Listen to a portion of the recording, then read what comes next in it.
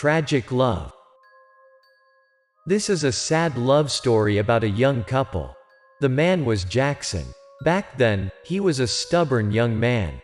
Apart from shameful conduct with his bad friends, the best thing he could do was fighting with the others. Jackson was well known for his fighting skills. He always showed his bastard face as a gangster. If he didn't like someone, he would punch them right in the face without a thought. He fought every day and has never lost in front of anyone. He became a mighty fighter and had been raised to be the big brother of the gang. Everyone flattered him for his fighting skills. That made Jackson got pleasure and great feeling. He felt that he was the big boss. So he had started countless fights and paved the way countless times at the police station. Jackson usually roamed around the area, which was nearby Amy Milk Tea House at that time. He sometimes handled some jerks who out of nowhere picked up a quarrel at the Milk Tea House. He beaten them and pointed his finger to those jerks' faces, and warned them to better to know their position. Then, if they had a gut to come to the milk tea any closer and mess things up, he would beat the shit out of them. Why a gangster like Jackson was doing all of that, how he became chivalry, the reason would make you surprised. After kicking those jerks out of the milk tea house, his mates asked him if he wanted to go inside the milk tea house to have a cup of milk tea. But Jackson refused. He didn't want to have at that moment. He said he had work to do and wanted to leave. To clear the scene to his mates, he added that they could see him there in the evening if they wanted. But it turned out Jackson had lied to them. He didn't have any works to do. He didn't leave as well. He stood there tidily in the wall's corner nearby. He waited for his two mates to leave. He put out his cigarette in his mouth.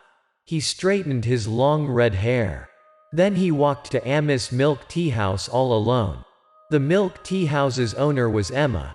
She wasn't the most beautiful girl in the town, but he could see the girl's kind heart. With her warm welcome to every customer stepped into the Milk Tea House, Amy Milk Tea House. "What do you want to have?" And well, the girl was the reason why Jackson gave a hand to kick those jerks out. Jackson looked at the menu and faltered to her. He wanted to have a look carefully at the menu. It turned out Jackson had fallen for the girl at the first sign. So he ordered a cup of boba milk tea. Jackson was known as a mighty fighter, but in front of the love of his life, in front of Emma, his stubbornness had disappeared, and in return, there was a shyly young man there. Just a few minutes earlier, Jackson had distracted his gangmates to go away so that he could see Emma by himself. He didn't want to let them know he had a crush. On top of that, he didn't want them to see his soft side. People were right when saying that a hero could hardly resist the temptation of beauty. Jackson didn't think he was a hero, but to him, Emma at that time was the most beautiful girl he had ever seen in his life. While he was drowning in his thoughts, the girl had come and put the milk teacup in front of him. With a soft voice, she talked to him. She brought him his order and hoped he had a great time with the milk tea. Jackson shyly picked up the cup and faltered to thank her. To be honest, he was not a bad person. He was just friended with bad guys from the start. Emma gave him a big smile. She asked if he wanted something else. Jackson's hands were full of sweat. He got confused and more anxious in front of her. He said he didn't want any other things. And then, visiting the milk tea house and seeing Emma had become a daily routine of Jackson without his notice.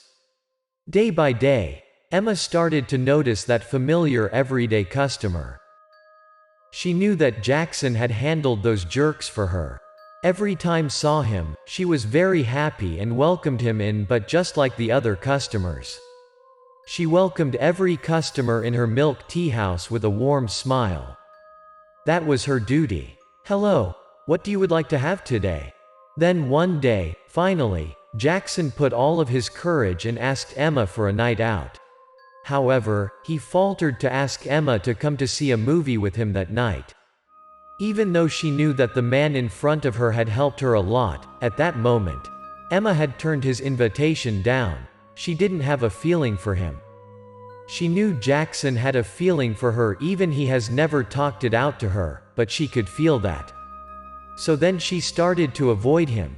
She could not accept her boyfriend would be a gangster, who had no job, no ideas about his future, and put up fights every day. And so, she refused the offer without a doubt. At that moment, Emma let Jackson down.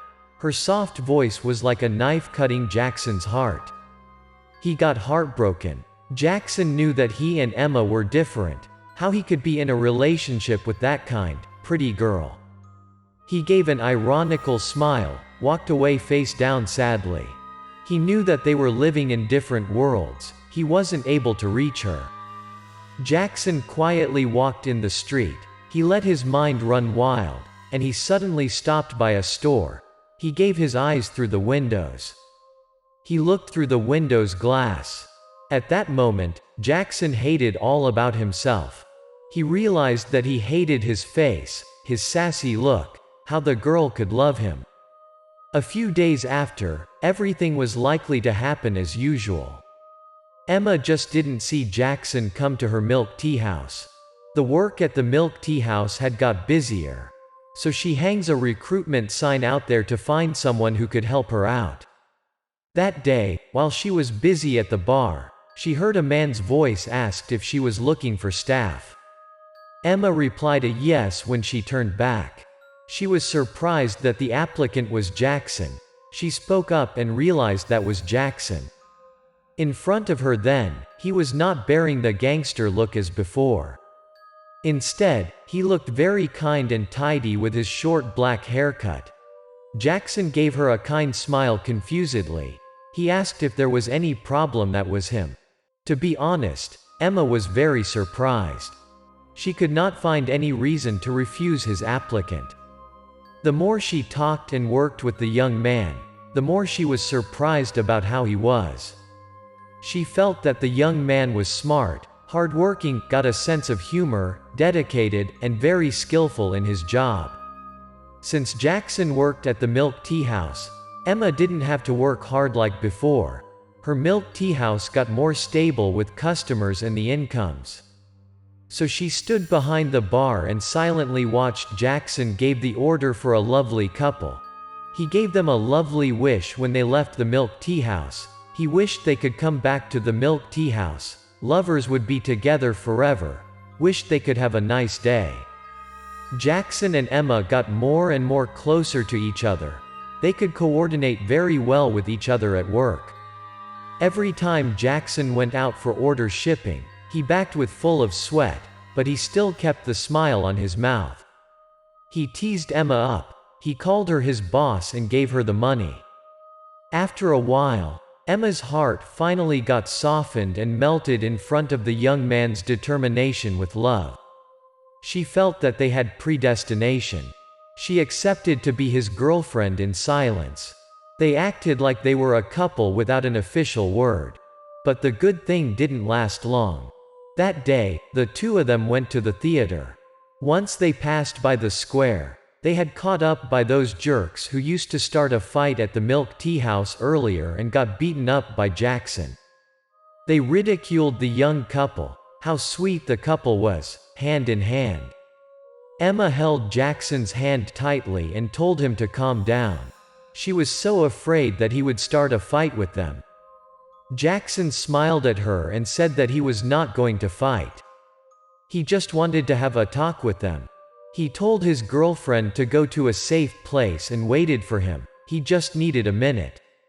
Emma had nothing to do but to stand aside. She stood there and urged him to get back to her as quickly as possible. Emma found a seat and waited for him in worry. Indeed, Jackson got back to her after more than 10 minutes. Seeing Jackson's untidy clothes, Emma could 100% sure that he had put a fight with those gangsters. He quickly stepped toward her, said sorry to her for letting her wait and told her to go. Emma told him not to socialize with those kinda gangers. Jackson assured that he would not keep in touch with those guys. The two of them walked ahead. After a few minutes, Jackson spoke up and asked Emma to be his girlfriend. This time, even though Emma had a feeling for him already, but that was so sudden, she was reluctant and replied to him shyly why he asked out of the blue. She didn't walk fast but looked like Jackson didn't catch her up. Emma felt there must have been something wrong. She looked back. Jackson had knelt down. Emma hurriedly ran towards him, yelled at him what wrong with him.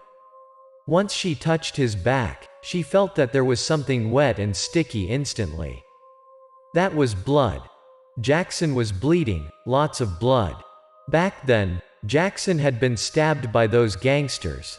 They brought knives with them and stabbed him multiple times. He had tried very hard to hide the pain since he didn't want his girlfriend to worry for him.